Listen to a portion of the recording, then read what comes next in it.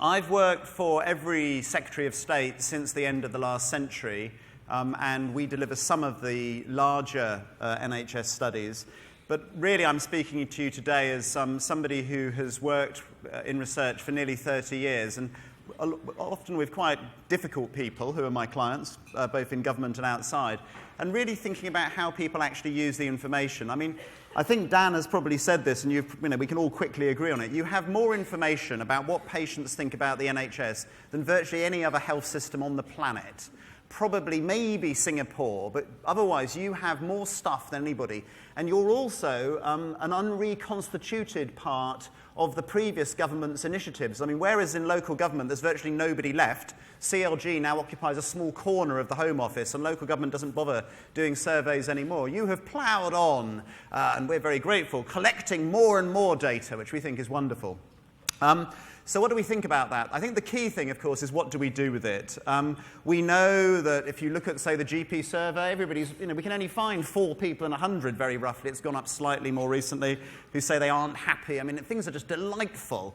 And of course, the key thing when you're looking at data then is to start to think about, well, what does it mean? And that means, of course, actually looking at some subgroups, particularly in the NHS, where you do have often very high levels on very general questions of overall satisfaction. Go and dig into the people who are very satisfied, or just look at the differences.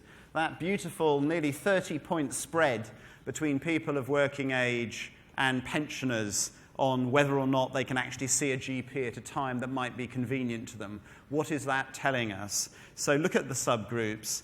One could say that actually because people are so happy with many aspects of the NHS, we should almost give up and go home. And of course, I wouldn't agree with that. But there are some challenges. One is really that we need to spend a lot more time being much clearer about the things that make a difference. There's one NHS survey, which will remain nameless, that collects dozens and dozens and dozens of measures. But in fact, you can explain overall ratings of acute care by knowing only about 7 things, or only asking 7 questions. And online data collection in the private sector has led to a situation in our industry where we're able, of course, cheaply to ask more surveys and more questions than ever.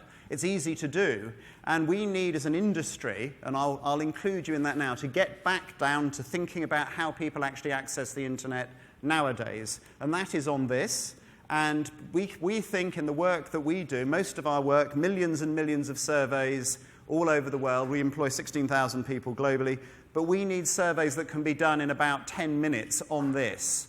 On that size screen. So those beautiful large grids that we like to send people, we really have to stop. But if we are going to crunch the data, what are the things that make the difference?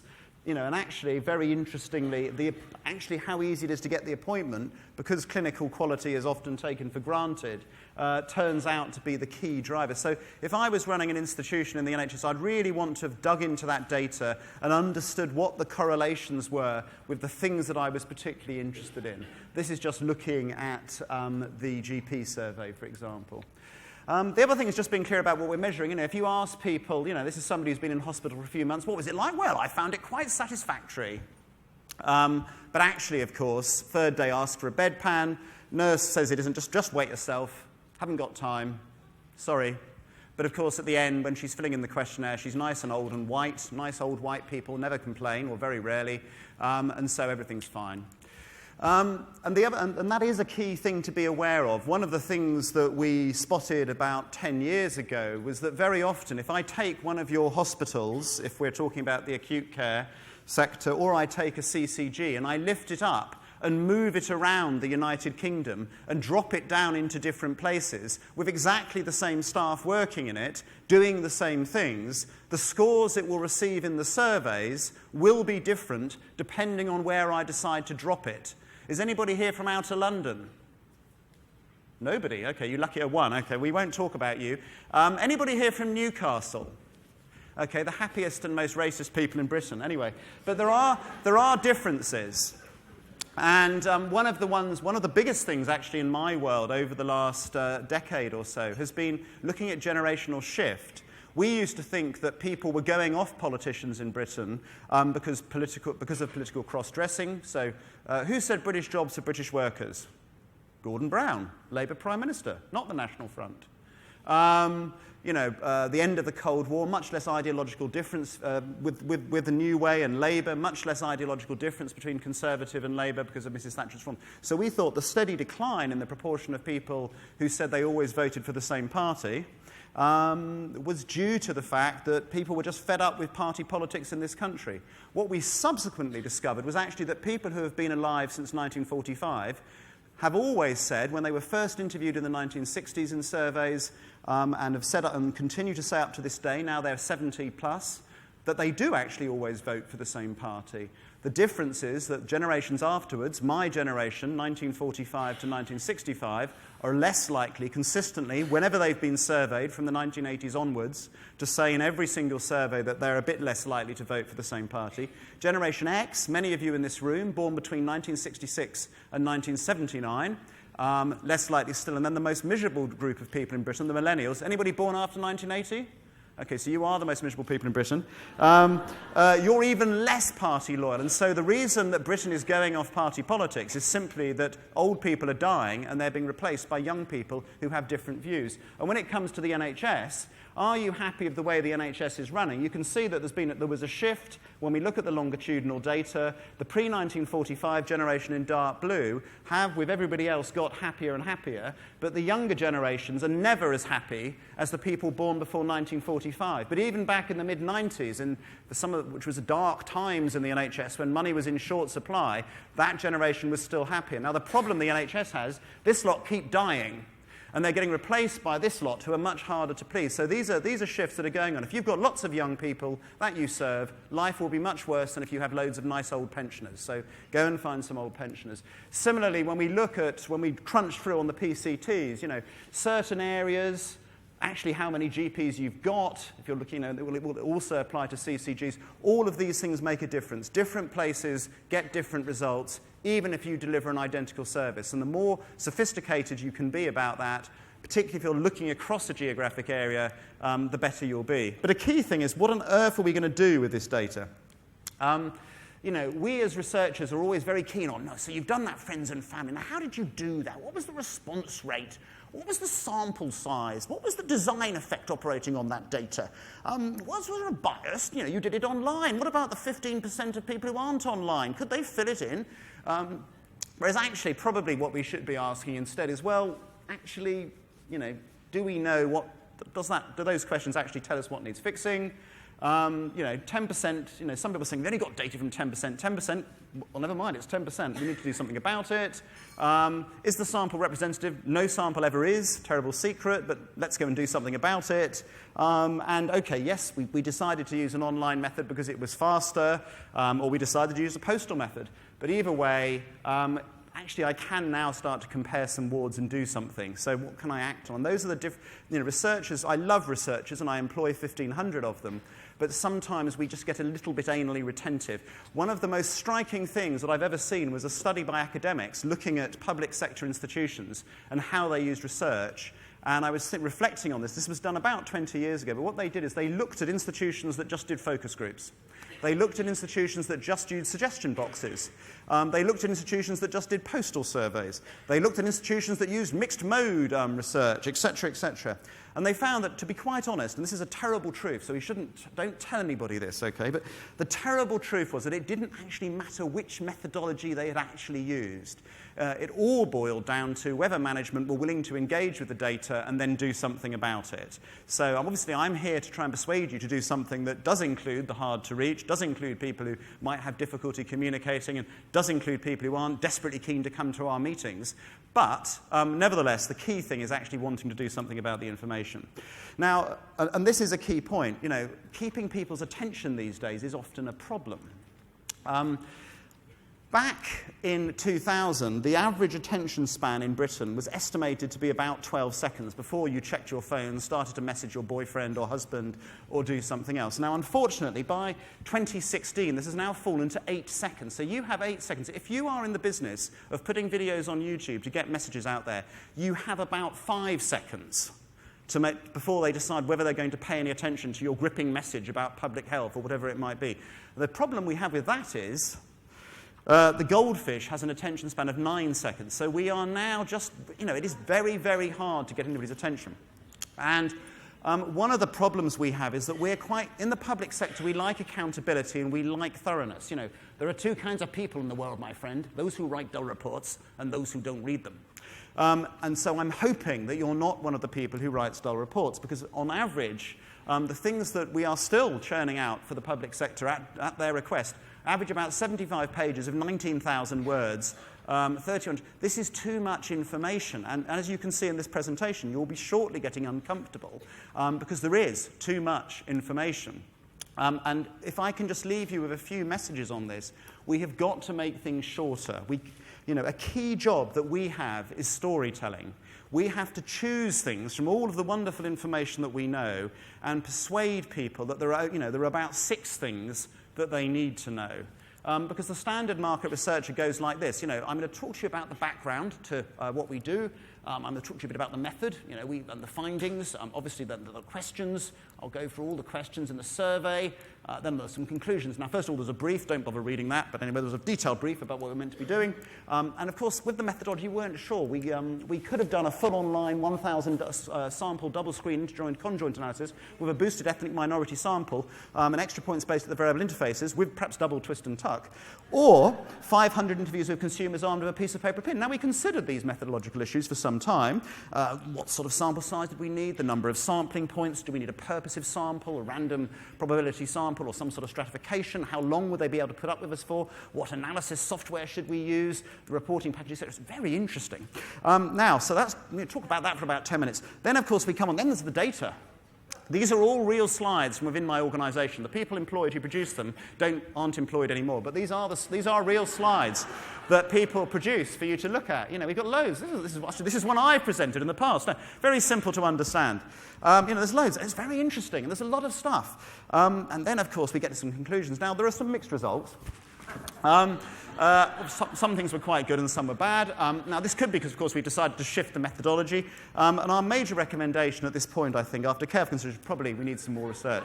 Now, of course, none of us would ever do this, certainly none of my colleagues, but it is a challenge. It is a challenge that we face, that we have too much information and people have limited attention span. So we do need to think. I love this. This is the executive summary. This is the executive summary for the Prime Minister who's in a hurry and wants to know if cancer patients are getting a good deal or not.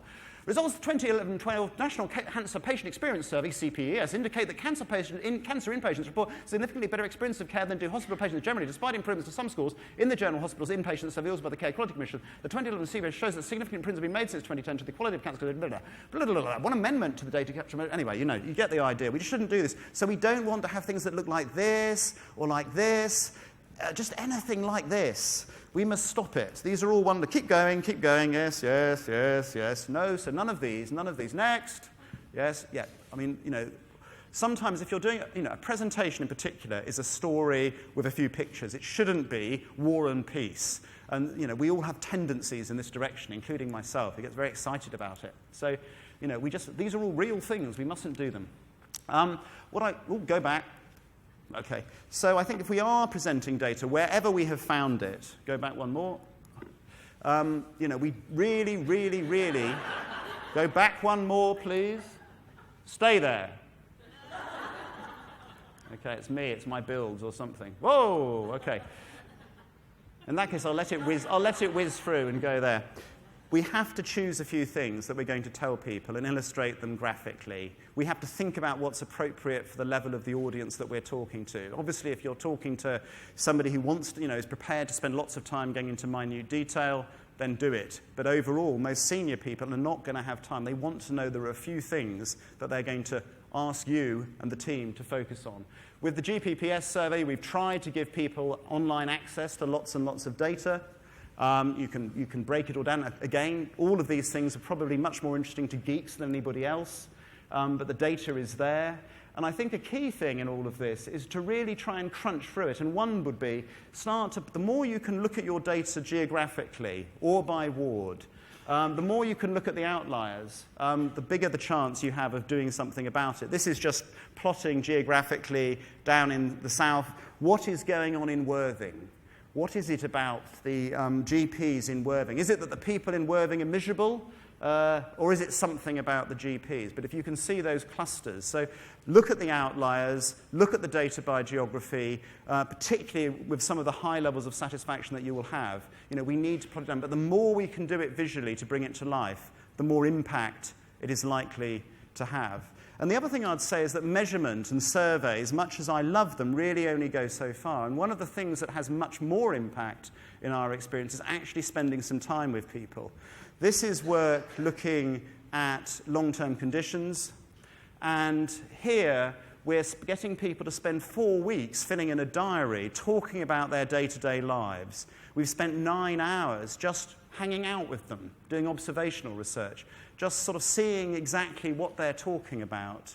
And often what we've found with this type of thing, and it's heavily used now in the private sector, is that this has much more impact than any set of numbers that we're able to produce. So I'll try and run the video. You never see the same doctor, ever. And that frustrates me again, because when you go in there, what can I do for you today?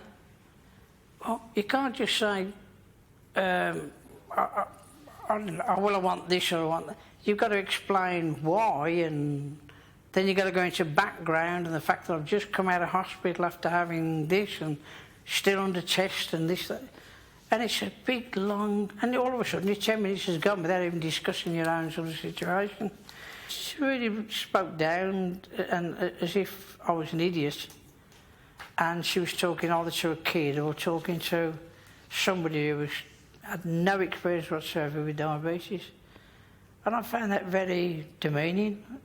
It didn't even give me the credit that at least, I've been monitoring my bloods for years, adjusting my insulins. It's good enough for the specialist at Good Hope, but she has to. It just wasn't helpful at all. I've always had complete faith and trust in the NHS. I still have. I haven't got faith in staff.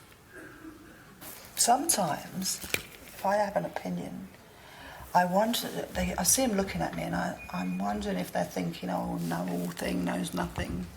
But there's only one person on earth that knows my body better than anybody, and that's me. She thinks that, okay, in general, there are many doctors that just randomly prescribe medication without looking deeper. So she thinks that by monitoring herself, she's more aware of, what's happening. Any single thing that I take, I read every piece of paper that's inside that box. I feel that I can deal with it within the best of my ability. And the best of my ability is having to watch and monitor the medication that I'm taking. I don't know half of the tablets, what they're for. I get tablets through a door. Oh, will you take one of these every day? I can't read the packet, so I don't take them. Oh, I love her. She just knows, she listens to you. Her husband over there as well, he's a doctor. I don't like him much. Not as a man, he's a nice man, don't get me wrong, but when you go in there, he starts writing you out a prescription without even looking at you. And I always go to him, you do know I'm allergic to penicillin. He goes, oh, John, I forgot. See, now he should be looking at his notes on that computer, shouldn't he? So I don't like going to him, basically. I always go to her. If she's not there, I wait till she comes. So often we find just by because people can't always tell us what they do or why they do things, watching them is something that I think is increasingly important. And actually, interestingly, in the wonderful world of research at a global level, both in the public and private sector, the thing that is growing most rapidly is actually observational and passive measurement rather than surveys per se. And I think it's worth thinking about. Overall, I thought I'd just quickly share with you what people running other services are doing. And this is all the sort of stuff that is sweeping across my industry at the moment. Social networks, metadata, overnight testing. So many of you will use, who uses Head and Shoulders? Somebody must. for Procter & Gamble now, we meet them in London, we come up with new ideas for shampoo. It is tested in 15 countries overnight online, and there is a presentation the following morning on different options. You know, the speed of data, the movement of stuff now is just phenomenal. So real-time, closed loop is another extremely popular thing, where what they're trying to do is get back to you if you're unhappy about something when they speak to you. And I think real-time does bring a shift of mindset. We have that to a certain extent in the NHS. I mean, this is, these aren't beautiful, but they're just examples from a bank which can look at, in this case, how friendly people are. Do they actually understand the products? If there's a problem, an email goes out automatically to the staff. They're interviewing 2,000 people a day. They then have a list of all the customers who weren't happy. They are all phoned back within 48 hours. And I will finish very soon, Dan. And then they can check what they've done. And overall, I think really mapping those things out and real-time monitoring do make a difference. But what I'll skip Virgin Trains and BA. Just touch briefly on Sky cycling team, because this is, I think, at the very heart of what we're trying to do. We need to make things better. Britain never used to win the Tour de France. Chris Froome has won it 2 times on the trot. Why have we started winning the Tour de France? Because Dave Brailsford, the head of the Sky cycling team, of course, decided that lots of small changes will lead up to one big change. So we win the Tour de France because we have better pillows than our enemies. We win the Tour de France because we go to sleep faster, and therefore we're more rested. We win the Tour de France because we religiously wash our hands in the Sky cycling team, and therefore we have a lower rate of illness. We are fitter. We win the Tour de France, and people throw urine over Chris Froome for going up hills sitting down in France because they believe he's on drugs. But the reason we go up hills sitting down is because we've worked out that that is the optimal position. Even though you might feel you have more power in the saddle by standing, the wind resistance weighs it out, you're better sitting down. And we have muscle memory because we are so practiced in being in the right position on the bike. So lots of small changes make a big difference, and we can use this stuff that we do to make lots of small changes in our organisation. So I'll shut up, but what I'd say is if you really want to make this stuff work, it is not something that you can just do and drop from heaven and tell people to do, much as my natural inclination is to do that. We have to get people inside the organisation, clinicians, to actually own the stuff and the process, because if we don't, you can forget it. We probably need some professional help in terms of using the stuff, and it has to become a normal part of what one does as a clinician or a nurse in an institution. You need somebody senior to run it, because otherwise if it's some junior person off over there, nobody's going to pay any attention. We need some baby steps that everybody can do, those simple things that we know if everybody does them it will make a difference. We need simple and regular data. You could argue with friends and family you've got that. Maybe it's too simple, but it's certainly regular. We probably don't celebrate success enough. If we want people to, people need to know what good looks like, and they need to know that people in the institution are delivering that. So, in my outfit, you get crates of champagne are delivered to people who get good client scores. And we talk about the examples about what they did. And the only other thing about this is it never, ever ends. This process is never, ever finished, because actually if this is really about improving patient experience, it's a journey, but there is no final destination, because we just have to keep going. Expectations change, and that's it. I will shut up. Thank you for the patience. Too many slides. If you want them, email me. The end.